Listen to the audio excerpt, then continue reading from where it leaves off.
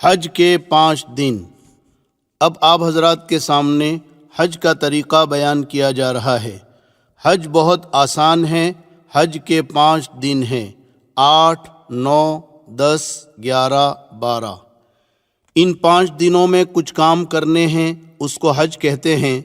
اس کو اچھی طرح سمجھ لیں، کیونکہ حج زندگی میں ایک ہی مرتبہ فرض ہے۔ آج 8 ذی الحجہ کو مینا جانا ہے۔ یہ سفر آپ کا بس سے ہوگا، لہٰذا 7 ذی الحجہ کو عشاء کے بعد سے ہی تیاری کر لیں، کیونکہ حاجی زیادہ ہوتے ہیں تو معلم حضرات عشاء کے بعد سے ہی حاجیوں کو مینا لے جانا شروع کر دیتے ہیں۔ معلم کی ہدایت کے مطابق آپ تیاری کر لیں، اپنی تمام ضروریات سے فارغ ہو کر غسل کر لیں اور احرام باندھ لیں جیسے پہلے باندھا تھا۔ ایک چادر کو لنگی کی طرح پہن لے اور ایک چادر اوڑھ لے، اور جیسے پہلے سر ڈھانک کر 2 رکعت نماز پڑھی تھی اب بھی پڑھ لیں۔ پھر جب بس میں بیٹھ جائیں تو حج کی نیت کریں۔ اللہم انی ارید الحج فیسرہ لی وتقبلہ منی۔ اے اللہ، میں حج کی نیت کرتا ہوں، تو آسان فرما، قبول فرما۔ نیت کے ساتھ ہی 3 مرتبہ ذرا بلند آواز سے لبیک پڑھیں۔ لبیک اللہم لبیک، لبیک لا شریک لک لبیک، ان الحمد والنعمت لک والملک لا شریک لک۔ اور عورتیں آہستہ آواز میں لبیک پڑھیں۔ اب آپ کا احرام شروع ہو گیا اور وہ ساری پابندیاں لگ گئیں جو پہلے بیان کی گئی۔ اور جن حضرات کا حج افراد یا قران ہے، ان کا احرام تو پہلے ہی سے بندھا ہوا ہے۔ اب 10 یا 11 تاریخ کو قربانی کر کے جب سر کے بال منڈوائیں گے تب آپ کا احرام کھلے گا۔ اب آپ کو پہلے کی طرح ہر موقع پر چلتے پھرتے اٹھتے بیٹھتے خوب ذوق و شوق کے ساتھ اور اللہ کی عظمت و محبت کے ساتھ لبیک پڑھتے رہنا ہے۔ اور 10 ذی الحجہ کو بڑے شیطان کو جب کنکری ماریں گے تب تک یہ پڑھتے رہیں گے، اور یہ خیال کر کے پڑھنا ہے کہ میں حضرت ابراہیم علیہ السلام کی پکار کا اللہ کو جواب دے رہا ہوں اور اللہ میری بات سن رہا ہے۔ حج کا پہلا دن 8 ذی الحجہ۔ آج آپ مینا پہنچیں گے۔ 8 تاریخ کو ظہر سے پہلے تقریباً تمام حاجی مینا پہنچ جاتے ہیں۔ یہاں پہلے سے خیمے ٹینٹ لگے ہوتے ہیں۔ معلم کی بس آپ کو اپنے خیمے تک پہنچا دے گی۔ مینا جاتے وقت اس بات کا خیال رکھیں کہ 400-500 ریال ساتھ میں رکھ لیں اور بہت زیادہ سامان اور وزن اپنے ساتھ نہ لے جائیں، ورنہ آپ پریشان ہوں گے، کیونکہ یہاں آپ کو پیدل بھی چلنا پڑے گا۔ ضرورت کا سامان ضرور لے لیں، مثلاً 1 جوڑا احرام کی چادریں، ہوا کا تکیہ، لنگی، پلاسٹک کا مسلح، چٹائی، پردہ کرنے کے لیے چادریں، بریڈ، ستو، پھل، لوٹا، صابن، کنکریوں کی تھیلی، چپل رکھنے کی تھیلی وغیرہ۔ مینا جانے سے پہلے معلم کی بس کا نمبر اور مینا میں آپ کا خیمہ کہاں ہے اس کی معلومات کر لیں۔ اپنا تعارفی کارڈ ہر وقت اپنے ساتھ رکھیں۔ اپنے خیموں میں پہنچ کر اس بات کا پورا دھیان رکھیں کہ بے پردگی نہ ہو، اس لیے اگر ہو سکے تو خیمے کے ساتھیوں کو جوڑ کر حکمت و محبت کے ساتھ ان سے بات کر کے بیچ میں پردہ ڈال دیں تاکہ مستورات ایک طرف ہو جائیں اور مرد ایک طرف ہو جائیں۔ مینا پہنچ کر اپنے خیمے کا نمبر اور خیمہ کس روڈ پر ہے اسے بھی یاد کر لیں اور لکھ کر محفوظ کر لیں۔ مینا مکہ مکرمہ سے 3 میل کے فاصلے پر 2 طرفہ پہاڑوں کے درمیان بہت بڑا میدان ہے، جس میں پہاڑی رقبہ بھی ہے۔ پورے مینا کا مجموعی رقبہ 7 لاکھ مربع میٹر ہے، جس میں جمرات کی 5 منزلہ عالیشان عمارت بھی بنی ہوئی ہے۔ مینا میں آج آپ کو 5 نمازیں پڑھنی ہیں، ظہر، عصر، مغرب، عشاء اور 9 ذی الحجہ کی فجر۔ یہ 5 نمازیں اپنے خیموں میں باجماعت ادا کریں، بس اور کوئی کام آج مینا میں نہیں ہے۔ باقی وقت ذکر و دعا اور تسبیح و تلاوت میں اور حج کو سیکھنے میں گزاریں۔ حج کا دوسرا دن 9 ذی الحجہ۔ آج حج کا دوسرا دن ہے۔ آج سے ایام تشریق بھی شروع ہو گئے، لہٰذا فجر کی نماز کے بعد فوراً مرد بلند آواز سے اور عورتیں آہستہ آواز سے تکبیر تشریق پڑھیں۔ اللہ اکبر لا الہ الا اللہ واللہ اکبر وللہ الحمد۔ تکبیر تشریق 9 ذی الحجہ کی فجر سے 13 ذی الحجہ کی عصر تک ہر فرض نماز کے بعد مرد اور عورت پر 1 مرتبہ پڑھنا واجب ہے۔ 9 ذی الحجہ کا دن بڑا ہی عظیم الشان دن ہے۔ آج آپ کو سورج نکلنے کے بعد مینا سے عرفات کی طرف روانہ ہونا ہے۔ عرفات مینا سے 6 میل پر ایک بڑا میدان ہے۔ یہاں بھی پہلے سے خیمے ٹینٹ لگے ہوتے ہیں۔ عرفات میں ایک مسجد ہے، مسجد نمیرہ۔ اس میں امام حج ظہر اور عصر ایک ساتھ پڑھاتے ہیں۔ اگر آپ بھی اس مسجد میں پہنچ کر ظہر اور عصر ایک ساتھ پڑھنا چاہیں تو پڑھ سکتے ہیں، مگر اس بات کا خیال رکھیں کہ امام اس زمانے میں صبح نجد سے آتا ہے اور مسافر رہتا ہے، اس لیے دونوں نمازوں کو 2 رکعت کر کے وہ قصر پڑھاتا ہے۔ آپ بھی اگر مسافر ہیں یعنی 15 دن سے کم آپ کا قیام ہے تو امام کے ساتھ قصر پڑھ لیں، اور اگر آپ مقیم ہیں تو آپ کو 4 رکعت پڑھنی ہے۔ لہٰذا امام جب ظہر کی 2 رکعت پڑھا کر سلام پھیر دے تو آپ جلدی سے کھڑے ہو کر بغیر سورہ فاتحہ اور سورت کے رکوع سجدے کے ساتھ 2 رکعت پڑھ کر سلام پھیر دیں۔ اس کے بعد امام کے ساتھ عصر کی نماز میں شریک ہو جائیں، اور جب امام عصر کی 2 رکعت پڑھا کر سلام پھیر دے تو آپ فوراً کھڑے ہو کر باقی 2 رکعت اسی طرح پوری کر لیں، یعنی بغیر کچھ پڑھے۔ بعض لوگ مسئلہ نہ جاننے کی وجہ سے باوجود مقیم ہونے کے امام کے ساتھ سلام پھیر دیتے ہیں۔ ایسی صورت میں ان کی نماز نہیں ہوتی، انہیں اپنی نماز لوٹانا ضروری ہے۔ مگر آج کل بزرگوں بھیڑ بہت زیادہ ہوتی ہے، بھیڑ میں ہو سکتا ہے آپ اپنا خیمہ بھول جائیں اور بھٹک جائیں، اس لیے آپ مسجد نمیرہ میں جانے کی کوشش نہ کریں اور اپنے خیموں میں جماعت کے ساتھ ظہر کے وقت میں ظہر اور عصر کے وقت میں عصر کی نماز پڑھیں۔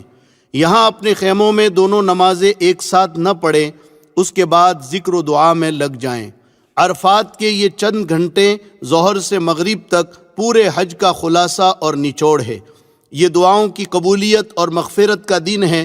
اس دن میں اللہ تعالیٰ سمائے دنیا پر نزول فرماتے ہیں اور فرشتوں پر فخر کرتے ہیں کہ دیکھو میرے بندے ایک ہی حالت میں اس میدان میں بکھرے ہوئے ہیں، ایک ہی ترانہ ان کی زبان پر ہے، یہ مجھ سے توقع لگائیں، میرے سامنے ہاتھ اٹھا کر دعائیں مانگ رہے ہیں۔ اللہ تعالیٰ کہتے ہیں میرے فرشتوں ما اراد ہؤلائی، میرے یہ بندے کیا چاہتے ہیں، کیوں جمع ہوئے ہیں؟ پھر اللہ کہتے ہیں یا ملائکتی انی اشہدکم انی قد غفرت لہم، میرے فرشتوں گواہ رہو میں نے ان تمام بندوں کی مغفرت کر دی۔ لہٰذا پوری طرح ہم اللہ کی طرف متوجہ رہیں۔ آج کا خاص کام دعا اور استغفار ہے۔ غروب تک قبلہ رو کھڑے کھڑے جتنا کھڑے رہ سکتے ہیں، پھر بیٹھ کر، پھر کھڑے رہ کر اللہ کے سامنے خوب گڑ گڑائیں، دعا کی کتاب پڑھیں۔ اس دن میں اپنے مالک کو جتنا منوا سکتے ہیں منوا لیں، اپنے لیے، گھر والوں کے لیے، والدین کے لیے، رشتہ داروں کے لیے، محسنین کے لیے، دوست و احباب کے لیے، مرحومین کے لیے اور تمام حاجیوں کے لیے اور پوری امت کے لیے خوب گڑ گڑا کر دعا مانگے، جس زبان میں مانگ سکتے ہیں مانگے۔ عرفات کے میدان میں زوال سے غروب تک کے وقت میں تھوڑی دیر وقوف کرنا یعنی ٹھہرنا حج کا بہت بڑا فرض ہے۔ اسی لیے حدیث شریف میں فرمایا الحج عرفہ، حج عرفہ ہی کا نام ہے۔ اسی لیے وہاں جو لوگ بیمار ہوتے ہیں، ICU میں ہوتے ہیں، ان کو بھی حکومت ایمبولنس میں ڈاکٹر کی ٹیم کے ساتھ یہاں کی حاضری کرا دیتی ہے، اور جو VIP لوگ ہوتے ہیں ان کو بھی ہیلی کاپٹر سے عرفات کے میدان میں لا کر یہ فرض پورا کرا دیتے ہیں تاکہ ان کا حج ہو جائے۔ ہو سکے تو عرفات کے میدان میں یہ چند معمولات بھی کر لیں۔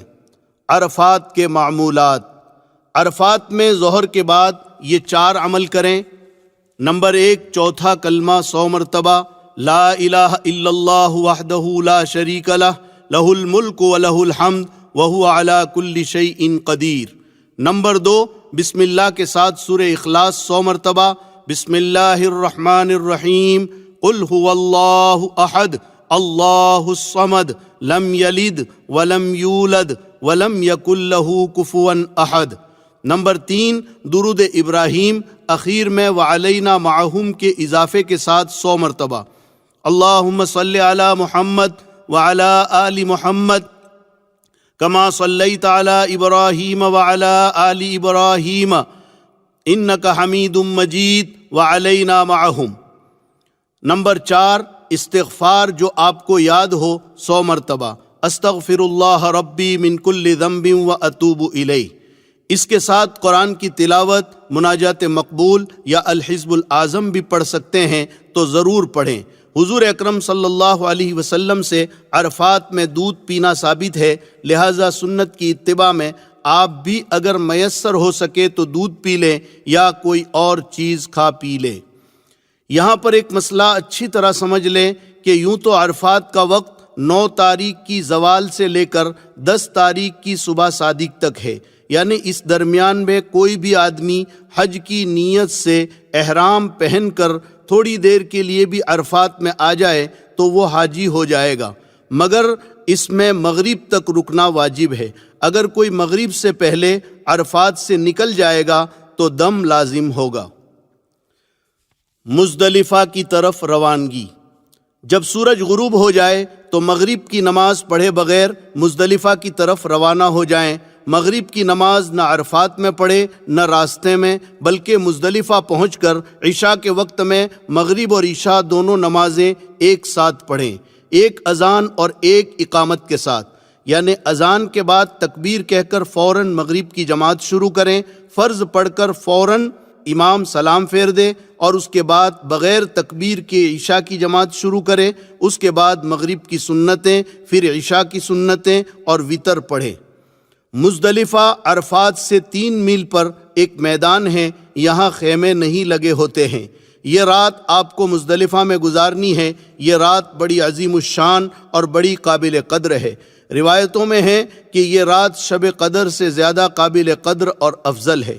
روایتوں میں ہے کہ حجۃ الوداع میں رسول اللہ صلی اللہ علیہ وسلم نے عرفات میں امت کے لیے بہت کچھ مانگا۔ اللہ تعالیٰ نے سوائے ایک دعا کے حضور صلی اللہ علیہ وسلم کی تمام دعائیں قبول فرما لی، لیکن مزدلفہ میں پہنچ کر آپ صلی اللہ علیہ وسلم نے خود گڑ گڑا کر اللہ سے دعائیں مانگی اور اسی دعا کو پھر مانگا جو عرفات میں مانگا تھا، تو یہاں پر اللہ نے وہ دعا بھی قبول فرما لی اور آپ امت کے انجام سے بہت ہی خوش اور مطمئن ہو گئے، اور شیطان کو دیکھا کہ بہت ہی واویلا کر رہا ہے اور اپنے سر پر مٹی ڈال رہا ہے۔ لہٰذا یہ رات بڑی عظیم ہے، اس کی ہمیں خوب قدر کرنی ہے۔ فجر کی نماز کے بعد سے سورج نکلنے کے قریب تک تھوڑی دیر مزدلفہ میں ٹھہرنا واجب ہے۔ فجر سے پہلے ہرگز مزدلفہ سے نہ نکلے، ورنہ واجب چھوٹنے سے دم لازم آئے گا۔ اور یہ بات بھی یاد رکھیں کہ مزدلفہ سے ایک حاجی کے لیے 70 کنکریاں بھی چن لے۔ کنکری بڑے چنے کے دانے کے برابر ہو، نہ بہت چھوٹی ہو نہ بہت زیادہ بڑی ہو۔ حج کا تیسرا دن 10 ذی الحجہ۔ جب مزدلفہ میں سورج نکلنے کا وقت قریب ہو جائے تو وہاں سے مینا کی طرف روانہ ہو جائے۔ آج 10 ذی الحجہ یعنی قربانی کا دن ہے، عید کا دن ہے۔ حج کی مشغولی کی وجہ سے عید کی نماز اللہ نے حاجیوں سے معاف کر دی ہے۔ آج آپ کو 4 کام کرنے ہیں اور بہت آسان ہیں۔ نمبر 1، جمرات کی رمی یعنی شیطانوں کو کنکریاں مارنا۔ نمبر 2، قربانی۔ نمبر 3، حلق یا قصر یعنی بال منڈوانا یا بال کٹوانا۔ نمبر 4، طواف زیارت۔ 10 ذی الحجہ کا پہلا کام، سب سے پہلے آج آپ کو رمی کرنی ہے، پھر قربانی کرنی ہے، پھر حلق کرنا ہے۔ ان 3 میں ترتیب واجب ہے، اور طواف زیارت 10 کی صبح سے 12 کی مغرب تک کبھی بھی کر سکتے ہیں، ترتیب ضروری نہیں۔ تو آج مینا میں سب سے پہلے جمرہ عقبہ یعنی بڑے شیطان کو 7 کنکریاں مارنا ہے۔ مینا میں 3 جگہوں پر لمبے ستون بنے ہوئے ہیں، ان کو جمرات کہتے ہیں۔ اب اس کی 5 منزلہ عالیشان عمارت بنی ہوئی ہے اور ہر طرف سے آنے والوں کے لیے الگ الگ منزلیں طے کر دیے ہیں۔ داخل ہونے کا راستہ بھی الگ ہے اور نکلنے کا راستہ بھی الگ ہے۔ پہلا جمرہ مسجد خیف کے قریب ہے جس کو جمرہ اولا کہتے ہیں، دوسرا اس سے آگے ہے، اس کو جمرہ وسطیٰ یعنی درمیانی جمرہ کہتے ہیں، تیسرا بالکل مینا کے اخیر میں ہے جس کو جمرہ عقبہ یعنی آخری جمرہ کہتے ہیں۔ آج صرف جمرہ عقبہ یعنی بڑے شیطان کو 7 کنکریاں مارنا ہے، اس کا وقت صبح صادق سے آئندہ کل کی صبح صادق تک ہے، لہٰذا اس میں جلد بازی بالکل نہ کریں، جس وقت سہولت اور آسانی ہو اس وقت ماریں، رات میں بھی مار سکتے ہیں۔ اور ابھی تک جو آپ لبیک پڑھ رہے تھے، بڑے شیطان پر پہلی کنکری کے ساتھ لبیک کا سلسلہ بند کر دیں۔ تو 10 تاریخ کا پہلا کام بڑے شیطان کو 7 کنکریاں مارنا ہے۔ کنکری شہادت کی انگلی اور انگوٹھے سے پکڑیں اور ہر کنکری کے ساتھ یہ دعا پڑھتے جائیں، بسم اللہ اللہ اکبر رغمن للشیطان ورضن للرحمن۔ میں کنکری مارتا ہوں شیطان کو ذلیل کرنے اور رحمان کو راضی کرنے کے لیے۔ اگر پوری دعا یاد نہ ہو تو صرف بسم اللہ اللہ اکبر کہہ کر اپنی زبان میں کہیں، شیطان کو ذلیل کرنے اور رحمان کو راضی کرنے کے لیے میں کنکری مارتا ہوں۔ یہ بات ذہن میں رکھیں کہ کنکریاں ستون ہی کو لگنا ضروری نہیں، بلکہ ستون کے اطراف میں بنے ہوئے دائرے میں بھی گر جائے گی تو واجب ادا ہو جائے گا۔ یہ بات بھی اچھی طرح سمجھ لیں کہ ہر کنکری کو الگ الگ مارنا ہے۔ اگر کسی نے غلطی سے یا غصے سے 7 کنکریاں ایک ساتھ مار دی تو یہ ایک ہی کنکری مانی جائے گی، لہٰذا ایک ایک کنکری الگ الگ ماریں۔ کنکری مارنے کے لیے جب اپنے خیمے سے چلے تو کچھ کنکریاں زیادہ لے کر چلیں تاکہ کوئی کنکری آپ کے ہاتھ سے گر جائے تو کم نہ پڑے، کیونکہ وہاں سے کنکری اٹھانا سخت منع ہے۔ یہ بات بھی اچھی طرح سمجھ لیں کہ کنکریاں کیوں ماری جاتی ہے۔ سیدنا ابراہیم علیہ السلام جب اپنے بیٹے حضرت اسماعیل علیہ السلام کو اللہ کے حکم سے ذبح کرنے کے لیے لے کر چلے تو سب سے پہلے شیطان پہلے جمرے کے پاس ملا اور ذبح کرنے سے روکنا چاہا۔ حضرت ابراہیم علیہ السلام نے 7 کنکریاں ماری تو وہ زمین میں دھس گیا۔ آگے بڑھ کر دوسرے جمرے کے پاس نظر آیا اور ذبح کے ارادے سے روکنا چاہا۔ یہاں بھی حضرت ابراہیم علیہ السلام نے 7 کنکریاں ماری، وہ زمین میں دھس گیا۔ پھر چھوٹے جمرے کی جگہ نظر آیا، یہاں بھی حضرت ابراہیم علیہ السلام نے 7 کنکریاں ماری، وہ زمین میں دھس گیا۔ اللہ تعالیٰ کو اپنے بندے حضرت ابراہیم علیہ السلام کا اخلاص اور عاشقانہ عمل پسند آ گیا تو قیامت تک حاجیوں کو حکم دے دیا کہ تم بھی ان جگہوں پر میرے بندے ابراہیم کی نقل اتارو۔ دوسرے کی طرف سے کنکریاں مارنا کب جائز ہے؟ یہاں ایک مسئلہ سمجھ لیں، بہت سارے لوگ کسی دوسرے کو اپنا وکیل بنا دیتے ہیں، یہ وکیل بنانا کب جائز ہے؟ یاد رکھیں، کوئی آدمی ایسا بیمار، کمزور، بوڑھا یا اپاہج ہے جو چل نہیں سکتا ہے تو اس کی طرف سے دوسرے کو کنکری مارنے کے لیے نائب بنانا جائز ہے، یعنی اس کی کنکری دوسرا مار سکتا ہے۔ وہ دوسرا آدمی پہلے اپنی کنکری مارے پھر اس کی کنکری مارے۔ لیکن اگر کوئی مرد یا عورت تندرست ہے، صرف تھکان کی وجہ سے یا بھیڑ سے گھبرا کر دوسرے کو نائب بنا دے تو یہ ہرگز جائز نہیں ہے، بلکہ اسے اپنی کنکری خود اپنے ہاتھ سے مارنی پڑے گی۔ دوسرے کو اگر نائب بنا دیا تو یاد رکھیں یہ رمی نہ ہوگی اور دم واجب ہوگا۔ 10 ذی الحجہ کا دوسرا کام۔ 10 تاریخ کو جب آپ نے بڑے شیطان کو کنکریاں مار دی تو آج کا دوسرا کام قربانی کرنا ہے۔ آپ کا حج تمتع ہے تو آپ پر قربانی واجب ہے، اسی طرح قران کرنے والوں پر بھی واجب ہے، البتہ افراد کرنے والوں پر واجب نہیں، مستحب ہے۔ کر لیں تو اچھا ہے، نہ کرے تو کوئی حرج نہیں۔ یہ قربانی شکرانے کی ہے، اس کے علاوہ صاحب نصاب پر جو سالانہ قربانی ہے وہ تو باقی ہے، جو ہر صاحب نصاب پر واجب ہے، وہ بھی کرنا ہے۔ البتہ وہ قربانی آپ اپنے وطن میں بھی کروا سکتے ہیں، اور اگر حرم میں کرنا چاہیں تو یہاں بھی کر سکتے ہیں۔ بہرحال 10 تاریخ کو رمی سے فارغ ہو کر کسی معتمد آدمی سے قربانی کروائیں، اس کی ترتیب پہلے ہی سے کر لیں۔ قربانی میں وہاں بہت گڑبڑ ہوتی ہے، لہٰذا اطمینان والے آدمی کو قربانی دیں اور اس کا نمبر لے لیں، پھر رمی کر کے اس کو فون کر دیں تاکہ وہ قربانی کر لے، پھر اس کے بعد آپ حلق کریں۔ 10 ذی الحجہ کا تیسرا کام۔ قربانی کے بعد آپ حلق یا قصر کروا لیں۔ حلق یعنی سر کے بال اس طرح سے صاف کرنا، اور قصر یعنی سر کے بال قینچی یا مشین سے کاٹنا۔ اس کے بغیر آپ کا احرام نہیں کھلے گا۔ اس کا طریقہ یہ ہے کہ پورے سر کے بال منڈوا دیے جائیں یا پورے سر کے بال برابر کر کے کٹوا دیے جائیں۔ حلق کرنا قصر سے زیادہ بہتر ہے، اس کا ثواب زیادہ ہے۔ آپ حرم میں دیکھیں گے کہ لوگ مختلف طرح سے حلق اور قصر کرتے ہیں۔ آپ دیکھا دیکھی بالکل نہ کریں، مسئلہ اچھی طرح سمجھ لیں۔ اگر آپ کے سر کے بال بڑے ہیں تو آپ قصر کر سکتے ہیں، یعنی بال قینچی سے کاٹ سکتے ہیں، مگر لمبائی میں کم از کم انگلی کے پور کے برابر کٹنا ضروری ہے۔ اور اگر آپ کے سر کے بال انگلی کے پور سے چھوٹے ہیں تو پھر حلق واجب ہے۔ قینچی سے کاٹنے سے احرام نہیں کھلے گا۔ عورتیں اسی طرح سے بال کاٹیں جس طرح عمرے میں سعی کے بعد بال کاٹے تھے، یعنی بالوں کے نیچے کے حصے سے ایک پور کے برابر بال کاٹیں۔ بہرحال 10 ذی الحجہ کو جب آپ نے شیطان کو کنکری بھی مار لی، قربانی بھی کر لی اور سر بھی منڈوا لیا تو اب آپ کا احرام ختم ہو گیا۔ اب آپ سلے ہوئے کپڑے پہن سکتے ہیں اور وہ سب چیزیں حلال ہو گئی جو احرام کی وجہ سے حرام تھی۔ مگر ایک پابندی ابھی بھی باقی ہے کہ بیوی ابھی حلال نہیں ہوئی۔ جب طواف زیارت کر لیں گے تو بیوی بھی حلال ہو جائے گی۔ یہاں نوجوانوں سے بعض مرتبہ غلطی ہو جاتی ہے، وہ حلق ہو جانے کی وجہ سے سمجھتے ہیں کہ ہم حلال ہو گئے اور بیوی سے صحبت کر بیٹھتے ہیں۔ یاد رکھیں، اگر ایسی غلطی ہوئی تو ایک قول کے مطابق بڑا دم لازم ہوگا، یعنی بڑے جانور کی قربانی کرنا پڑے گا، لہٰذا اس کا خیال رکھیں۔ 10 ذی الحجہ کا چوتھا کام 10 ذی الحجہ کا چوتھا کام طواف زیارت ہے۔ یہ حج کا فرض ہے۔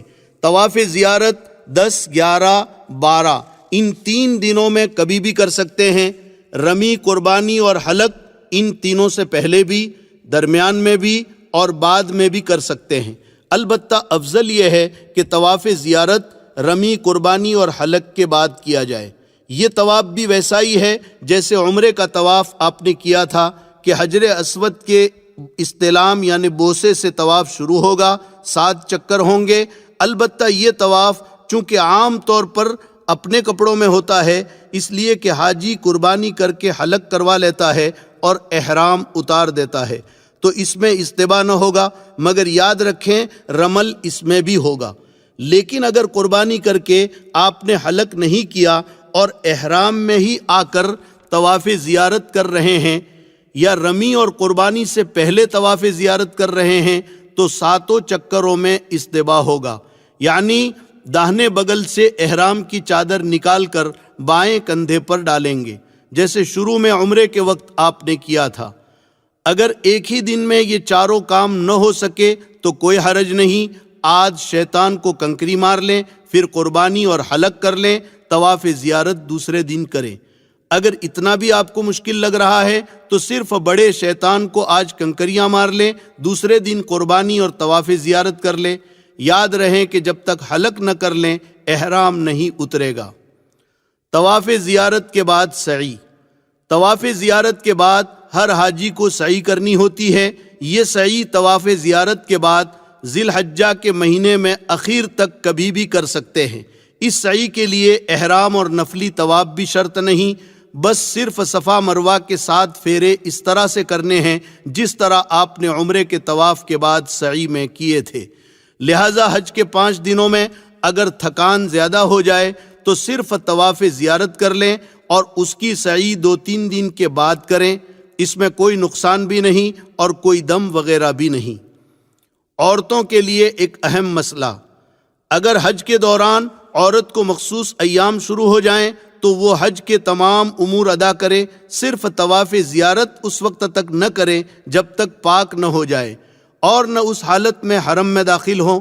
اس تاخیر سے اس پر دم واجب نہ ہوگا اور نہ گناہ ہوگا، البتہ پاک ہو جانے کے بعد پھر طواف زیارت میں تاخیر نہ کرنا چاہیے۔ اور اگر حج میں مخصوص ایام اخیر میں شروع ہوئے اور طواف زیارت نہ کر سکی اور حج کے فوراً بعد اس کی روانگی کا وقت بھی آ گیا اور ابھی اس کے ذمے طواف زیارت باقی ہے، تو یہ عورت کیا کرے گی؟ تو اس میں آپ اچھی طرح مسئلہ سمجھ لیں کہ حج کے بعد عورت کا قافلہ روانہ ہو رہا ہے اور اس کے لیے رکنے کی کوئی شکل نہیں ہے، تو اس عورت کے لیے مسئلہ یہ ہے کہ اسی ناپاکی کی حالت میں کپڑا اچھی طرح لپیٹ کر استغفار کرتے ہوئے طواف زیارت کر لیں اور اس کے بعد حرم میں بڑے جانور کی قربانی کرا دیں۔ حج کا چوتھا دن 11 ذی الحجہ۔ آج حج کا چوتھا دن ہے۔ آج آپ کو زیادہ کام نہیں کرنا ہے۔ اگر 10 تاریخ کو قربانی کی تھی اور طواف زیارت نہیں کیا تھا تو اس کو آج کر لیں، اور اگر کر لیا تھا تو ٹھیک ہے۔ آج کا خاص کام تینوں شیطانوں کو ساتھ ساتھ کنکریاں مارنا ہے۔ اس کا وقت زوال کے بعد سے صبح صادق تک رہتا ہے، لہٰذا اس میں جلد بازی بالکل نہ کریں۔ پہلے چھوٹے شیطان کو 7 کنکریاں ماریں۔ ہر کنکری کے ساتھ یہ دعا بھی پڑھتے جائیں جو پہلے بتائی تھی، بسم اللہ اللہ اکبر رغمن للشیطان ورزن للرحمن۔ شیطان کو ذلیل کرنے کے لیے اور رحمان کو راضی کرنے کے لیے میں کنکری مار رہا ہوں۔ چھوٹے شیطان کو 7 کنکریاں مار کر مجمع سے تھوڑا ہٹ کر قبلہ رو ہو کر ہاتھ اٹھا کر دعا کریں، یہ دعا کی قبولیت کی جگہ ہے۔ پھر درمیانی شیطان کو اسی طرح 7 کنکریاں ماریں، پھر مجمع سے تھوڑا ہٹ کر دعا کریں، یہ بھی دعا کی قبولیت کی جگہ ہے۔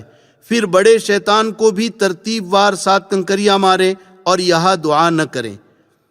اس کے بعد رات مینا میں ہی گزاریں۔ حج کا 5واں دن 12 ذی الحجہ۔ اگر کسی وجہ سے 10 اور 11 کو آپ قربانی اور طواف زیارت نہیں کر سکیں تو آج اس سے فارغ ہو جائیں۔ آج مغرب تک کسی حالت میں طواف زیارت کر لینا ہے۔ اگر آج مغرب تک نہیں کر سکے، کم از کم 4 چکر بھی نہیں ہو سکے تو دم دینا پڑے گا، اور اگر مغرب تک 4 چکر پورے ہو گئے تو دم نہیں آئے گا۔ باقی چکر مغرب کے بعد پورے کر لیں، اس کے بعد سعی کر لیں۔ آج کا خاص کام تینوں شیطانوں کو 7 کنکریاں مارنا ہے، بالکل اسی طرح جیسے کل مار چکے ہو۔ ہر کنکری کے ساتھ دعا پڑھنی ہے۔ پہلے اور دوسرے شیطان کو کنکری مار کر مجمع سے تھوڑا دور ہٹ کر دعا کرنی ہے، تیسرے شیطان کو کنکری مار کر دعا نہیں کرنی ہے۔ آج یعنی 12 تاریخ کو بھی کنکری مارنے کا وقت زوال سے اگلے دن کی صبح صادق تک ہے، لہٰذا جلد بازی نہ کریں، رات میں بھی مار سکتے ہیں۔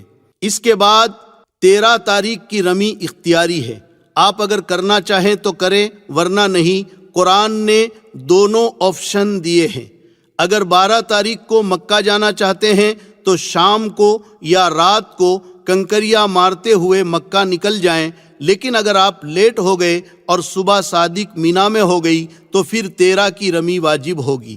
اب 13 کی رمی بھی آپ کریں گے، اور 13 کی رمی کا وقت بھی زوال کے بعد شروع ہوتا ہے، مگر زوال سے پہلے بھی مار سکتے ہیں کراہت کے ساتھ، اور وقت مغرب تک رہتا ہے۔ 13 کی مغرب تک نہیں مار سکے تو دم لازم آئے گا۔ رمی کی بڑی فضیلت ہے۔ ہر کنکری پر اللہ تعالیٰ ایک مہلک اور بھاری گناہ معاف کرتا ہے جو آدمی کو ہلاک کرنے کے لیے کافی ہوتا ہے۔ طواف وداع۔ اب اللہ نے آپ کا حج پورا کر دیا، اب آپ پر کوئی خاص کام باقی نہیں رہا، صرف ایک کام رہ گیا، وہ یہ کہ جب آپ مکہ مکرمہ سے رخصت ہوں گے تو آپ کو رخصتی طواف کرنا ہے، جس کو طواف وداع کہتے ہیں۔ وہ بھی صرف طواف ہے، اس میں سعی نہیں ہے۔ اس میں بھی سہولت ہے، بالکل نکلتے وقت اگر موقع نہیں مل سکا تو کوئی حرج نہیں۔ حج کے بعد مکہ میں جتنے دن آپ رہیں گے تو اس میں آپ نفلی طواف تو کریں گے ہی، تو جو آخری طواف آپ نے کیا ہے وہ رخصتی طواف سمجھا جائے گا۔ لیکن اگر آپ کو پتہ ہے اور نکلنے کا وقت معلوم ہے اور موقع ہے تو آخری طواف دھیان کے ساتھ ضرور کر لیں۔ یہ الوداعی طواف شاید کوئی حاجی ہو جو روئے بغیر کرتا ہو، لوگ ہچکیاں مار کر روتے ہیں، یہ آخری طواف ہے، پتہ نہیں پھر نصیب ہوتا ہے یا نہیں۔ 25 دن اور 1 مہینے میں آپ کا دل بیت اللہ سے ایسا لگ چکا کہ آپ اپنے آنسوؤں پر قابو نہیں کر سکتے۔ سوچو میرے آقا مدنی صلی اللہ علیہ وسلم پر کیا گزری ہوگی جب مکے والوں نے ہجرت کرنے پر مجبور کر دیا۔ آپ کے 53 سال مکہ مکرمہ میں گزرے تھے، بچپن بھی یہاں گزرا تھا، جوانی بھی یہاں گزری تھی، جبریل امین پہلی وحی بھی یہاں لے کر آئے تھے۔ آپ کو کتنا بھاری پڑا ہوگا۔ آپ مکے سے باہر نکل کر ایک ٹیلے پر چڑھ کر مکے کی طرف حسرت بھری نگاہ ڈال کر روتے ہوئے کہہ رہے ہیں، یا ارض مکہ انکی لخیر ارض اللہ و احب ارض اللہ، اے سرزمین مکہ تو اللہ کی زمینوں میں سب سے زیادہ پیاری اور سب سے زیادہ محبوب ہے، مگر یہ تیرے اندر رہنے والے مجھے رہنے نہیں دیتے، اگر یہ مجھے نہ روکتے تو میں کہیں نہ جاتا۔ پھر مدینے کی طرف چل دیے، آپ کی آنکھوں سے آنسو جاری ہے۔ راستے میں اللہ نے قرآن اتارا، ان الذی فرض علیک القرآن لرادک الی معاد، میرے محبوب جس اللہ نے آپ کے اوپر قرآن اتارا ہے وہ اللہ آپ کو عزت اور اکرام کے ساتھ دوبارہ مکہ لائے گا۔ بہرحال الوداعی طواف میں رونا یہ قبولیت کی نشانی ہے۔ اب آپ کو جو دن مکہ مکرمہ میں رہنے کے لیے مل جائیں اس کو خوب غنیمت سمجھیں اور اللہ کا شکر ادا کریں کہ اللہ نے آپ کو یہ سعادت نصیب کی ہے۔ دن رات میں جتنا ہو سکے نفلی طواف کریں، نفلی عمرہ کریں، اپنے لیے، والدین کے لیے، محسنین کے لیے، رشتہ داروں کے لیے اور پوری امت کے لیے دعائیں کریں۔ بڑی مبارک جگہ ہے جہاں انبیاء علیہم السلام کے قدم پڑے ہیں، نبیوں کے سردار تاجدار مدینہ محمد الرسول اللہ صلی اللہ علیہ وسلم کے مبارک قدم پڑے ہیں، صحابہ کرام اور اللہ والوں کے قدم پڑے ہیں۔ حجر اسود جنت کا پتھر ہے، اس کو بوسا دے، ملتزم سے چمٹ کر رو رو کر دعائیں کرے۔ حتیم جو خانہ کعبہ کا حصہ ہے اس میں نماز پڑھے، محبت و عظمت سے اللہ کے گھر کو صرف دیکھتے ہی رہے، کیا پتہ ان مبارک جگہوں پر پھر حاضری کی سعادت میسر آتی ہے یا نہیں۔ کتنے لوگ امیدیں لے کر دنیا سے چلے گئے اور موقع نہیں مل سکا، اور اللہ نے آپ کو سنہرا موقع دیا ہے، اس لیے اس کو خوب غنیمت سمجھیں اور اللہ کی رحمتوں اور نعمتوں کو جتنا لوٹ سکے لوٹیں۔ مزے لوٹوں کلیم اب بن پڑی ہے، مزے لوٹو کلیم اب بن پڑی ہے، بڑی اونچی جگہ قسمت لڑی ہے۔ مکہ مکرمہ کے کچھ تاریخی اور متبرک مقامات۔ جنت المعلی مکہ مکرمہ کا قبرستان ہے، یہ جنت البقیع یعنی مدینے کے قبرستان کے بعد تمام قبرستانوں سے افضل ہے۔ ہزاروں صحابہ کرام اور اولیاء عظام اس قبرستان میں مدفون ہیں۔ حضور اکرم صلی اللہ علیہ وسلم کی پہلی بیوی حضرت خدیجۃ الکبریٰ رضی اللہ تعالی عنہا بھی اسی قبرستان میں مدفون ہے، اس کی زیارت بھی مستحب ہے۔ جبل ابو قبیس مسجد حرام سے باہر صفا سے متصل ایک پہاڑ ہے، جس پہاڑ پر چڑھ کر حضور اکرم صلی اللہ علیہ وسلم نے قریش کو اسلام کی پہلی دعوت دی تھی۔